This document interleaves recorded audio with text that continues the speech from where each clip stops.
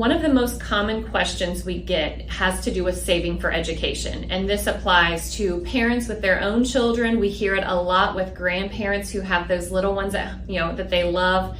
And so there's a lot of different opportunities and ways that you can save for education. There are different account types that have different contribution amounts that you can use and different tax benefits that go along with those. But one of the key points that I would like to stress is it is never too early to start. I had a client that I was talking to last night, and they were talking about a new grandbaby that's 6 months old, and they already want to get something started. And that is the best advice. We have so much time to plan and be very strategic about how much we're contributing and what type of account we're doing it in, because there are different restrictions. The other thing that I like to encourage people to think about is, loans are always an option for children.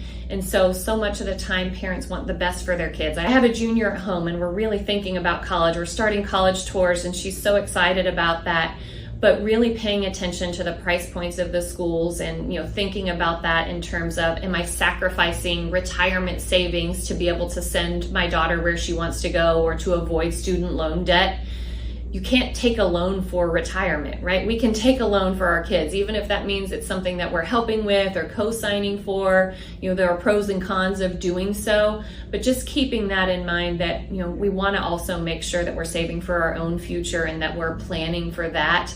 And then the education just coincides with that. So looking at those two things together and having a plan for both of those things where we're not sacrificing one for the other is such a great foundation to have when you're saving.